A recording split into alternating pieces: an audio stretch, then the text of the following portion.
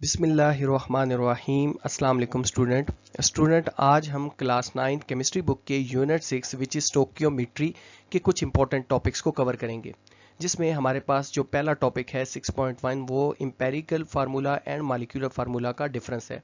इसके साथ हम इसकी कॉन्सेप्ट असेसमेंट एक्सरसाइज 6.1 और 6.2 को भी देखेंगे। इसके साथ जो हमारा दूसरा टॉपिक होगा आज के इस लेक्चर में वो मॉलिक्यूलर मैथ्स और फार्मूला मैथ्स के दरमियान डिफरेंस और साथ ही इसकी भी कॉन्सेप्ट असेसमेंट एक्सरसाइज। तो आइए स्टार्ट करते हैं आज का हमारा ये लेक्चर। स्टूडेंट यहाँ जो हमारे पास पहला टॉपिक है 6.1 which is empirical formula and molecular formula. तो इसको समझने से पहले हम देख लेते हैं केमिकल फार्मूला क्या होता है, क्योंकि एम्पेरिकल और मॉलिक्यूलर फार्मूला दोनों टाइप्स हैं केमिकल फार्मूला की। तो स्टूडेंट अगर हम केमिकल फार्मूला की बात करें तो केमिकल फार्मूला बेसिकली हमारे पास किसी कंपाउंड का फार्मूला है जो कि हमें उस कंपाउंड में मौजूद एलिमेंट्स के बारे में बताता है और साथ साथ उन एलिमेंट्स की रेशियो क्या है। जैसा कि आप यहाँ देख सकते हैं कि H2O ये बेसिकली वाटर का फार्मूला है, आप फेमिलियर हैं इससे। इस फार्मूले में हमें ये बताया जा रहा है कि यहाँ हाइड्रोजन और ऑक्सीजन के एटम्स हैं और साथ में इन हाइड्रोजन और ऑक्सीजन के एटम्स की रेशियो क्या है, यानी हाइड्रोजन 2 टाइम्स है और ऑक्सीजन यहाँ 1 टाइम्स है। तो ये एक बेसिकली केमिकल फार्मूला है। साथ ही आप देख सकते हैं कि ये ग्लूकोज का फार्मूला है C6H12O6। इसके अंदर हमारे पास कार्बन, हाइड्रोजन और ऑक्सीजन से ये मिलकर बना है। और कितने कार्बन के एटम्स हैं एक मॉलिक्यूल के अंदर, और हाइड्रोजन के कितने एटम्स हैं और ऑक्सीजन के कितने एटम्स हैं। तो बेसिकली केमिकल फार्मूला किसी भी कंपाउंड का हमें उनमें मौजूद एलिमेंट्स और उन एलिमेंट्स की रेशियो क्या है इसके बारे में इंफॉर्मेशन देता है।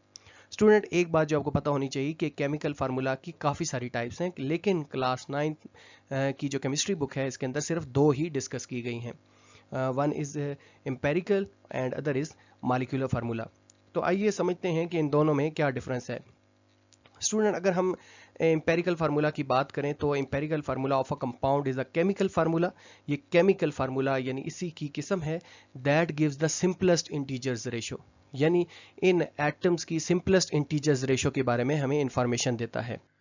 स्टूडेंट अगर हम मॉलिक्यूलर फार्मूला की बात करें जो कि है कि molecular formula of a compound is the chemical formula that gives the actual integers ratio, यानी जो एम्पेरिकल होता है वो सिंपलेस्ट इंटीजर्स रेशो देता है, जबकि मॉलिक्यूलर फार्मूला हमें एक्चुअल इंटीजर्स रेशो देता है। कैसे इसको समझते हैं एग्जांपल से। जैसा कि आप यहाँ देख सकते हैं कि ये हमारे पास एक मॉलिक्यूल है जो कि ग्लूकोज का है, और इसके जो एक मॉलिक्यूल है उसमें एटम्स की रेशो कुछ इस तरह से है कि C6H12O6।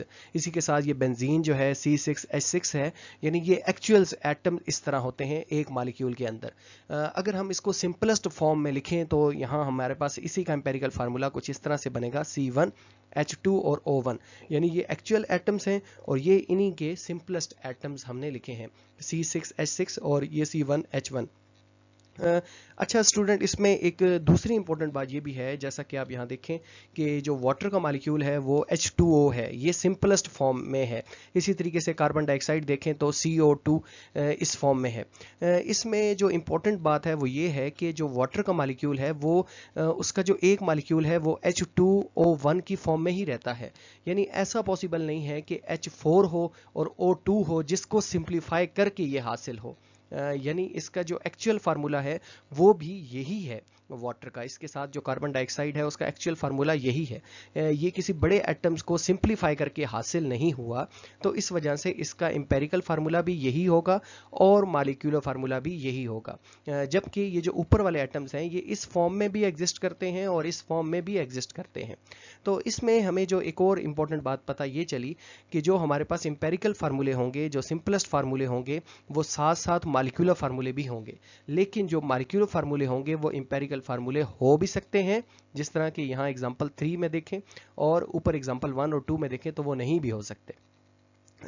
इसमें हमने जो एक बात समझी वो हम इसको लिख लेते हैं, वो ये है कि it specify the number of atom of each element in one molecule, यानी ये एक मॉलिक्यूल के अंदर किसी एलिमेंट्स के कितने एटम मौजूद हैं उनको स्पेसिफाई करता है मॉलिक्यूलर फार्मूला।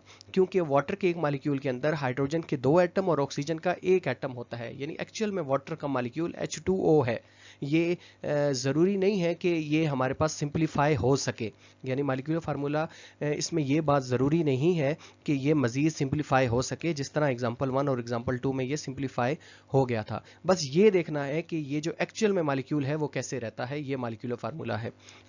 अब ये सिंप्लीफाई नहीं हो सकता तो इसका एम्पेरिकल फार्मूला भी यही है। तो इसके करस्पॉन्डिंग अगर हम एम्पेरिकल फार्मूला की बात करें तो एम्पेरिकल फार्मूला इट मे और may not specify the number of atom of each element, यानी ये स्पेसिफाई भी कर भी सकता है और नहीं भी कर सकता।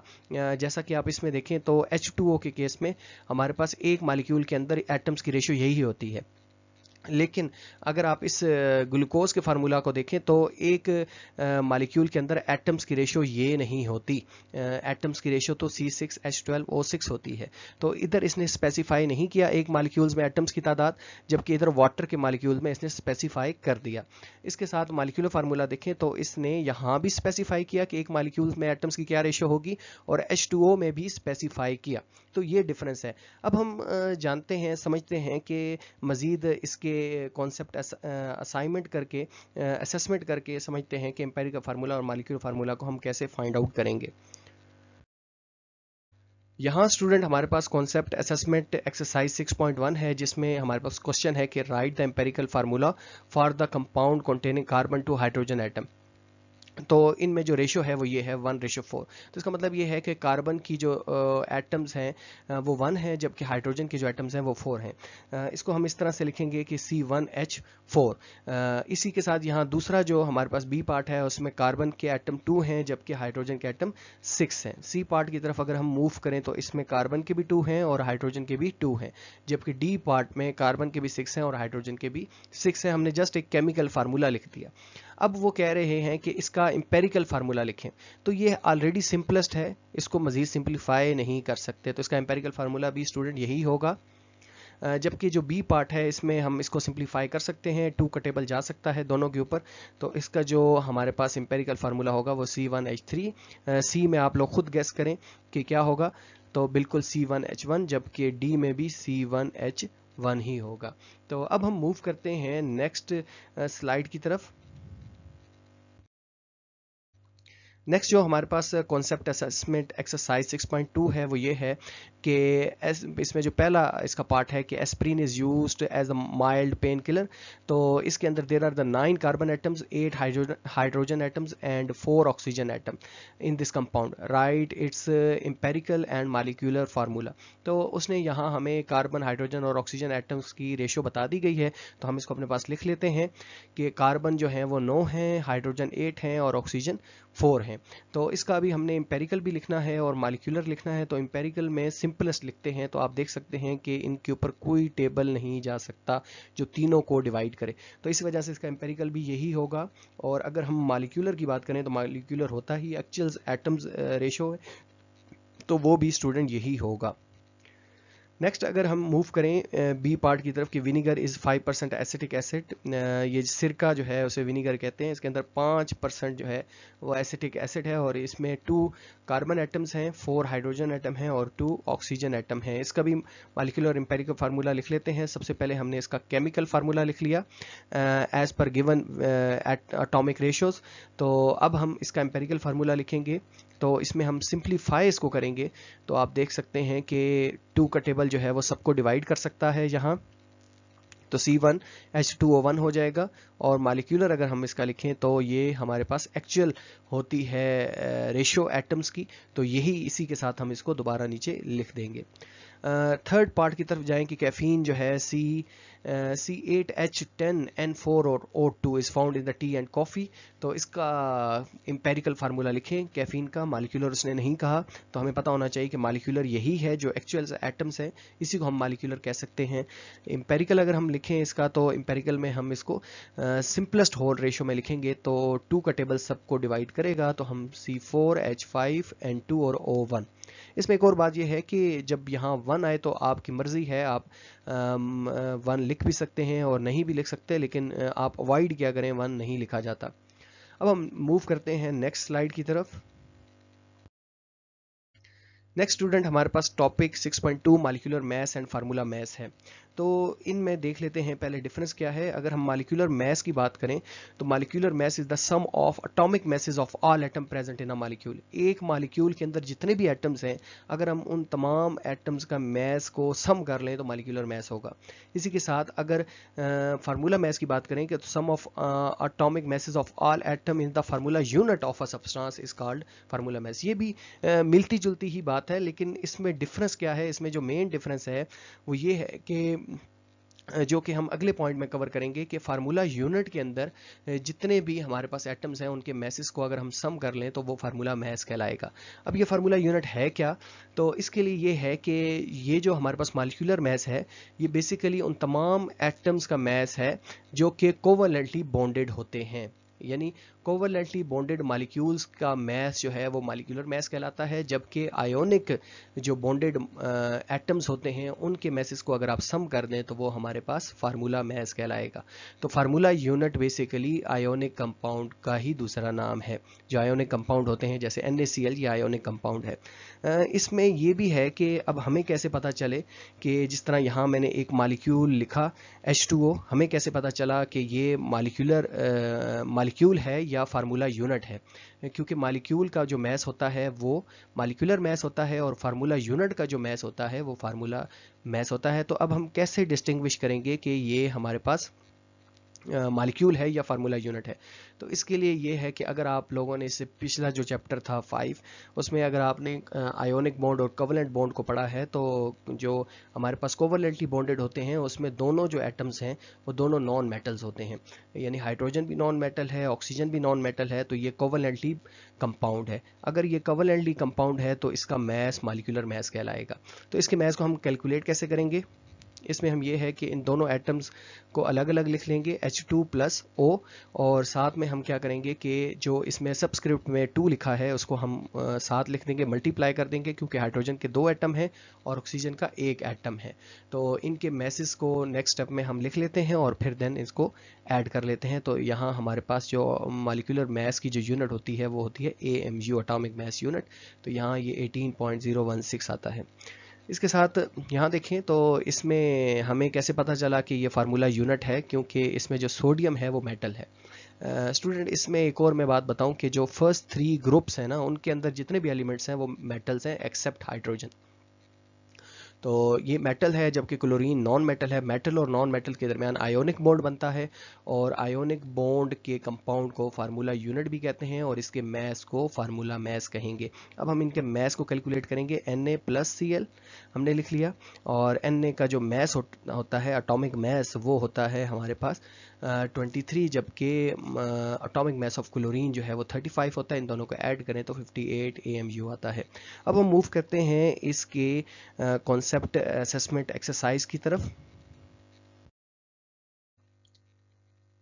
स्टूडेंट यहाँ हमारे पास न्यू स्लाइड है और इस स्लाइड में हम कॉन्सेप्ट असेसमेंट एक्सरसाइज 6.3 को देखेंगे, जिसमें हमारे पास जो पहला पार्ट है वो ये है कि potassium chlorate is used commonly for laboratory preparation of oxygen gas, calculate its formula mass. यानी पोटेशियम क्लोरेट है और इसका हमने फार्मूला मास कैलकुलेट करना है। फार्मूला मास इस वजह से इसका कैलकुलेट करना है क्योंकि पोटेशियम क्लोरेट जो इट्सेल्फ फार्मूला यूनिट है, क्योंकि ये आयोनिक कंपाउंड है। ये बात हमें कैसे पता चली? इस वजह से क्योंकि पोटेशियम जो है वो मेटल है, तो इस वजह से इसको हम फार्मूला यूनिट कहेंगे। तो इसका सिंपली हम फार्मूला मास कैसे कैलकुलेट करेंगे? तो इसके लिए हम इसको यहाँ सबसे पहले लिख लेते हैं अपने पास, और नेक्स्ट स्टेप में हम इन तमाम एलिमेंट्स को सेपरेट कर लेंगे by adding addition sign.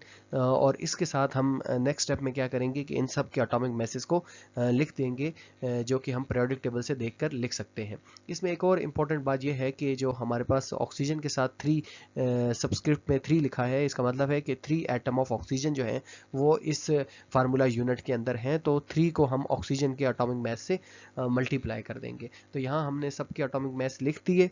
Potassium का 39, क्लोरीन का 35 और ऑक्सीजन का 16 होता है 16, और इसको हमने 3 से मल्टीप्लाई करना है क्योंकि ऑक्सीजन 3 टाइम्स है। नेक्स्ट अगर हम इन सब के मैसेज को ऐड कर दें तो हमारे पास जो करेक्ट इसका आंसर आता है वो 122 AMU, यानी एटॉमिक मास यूनिट।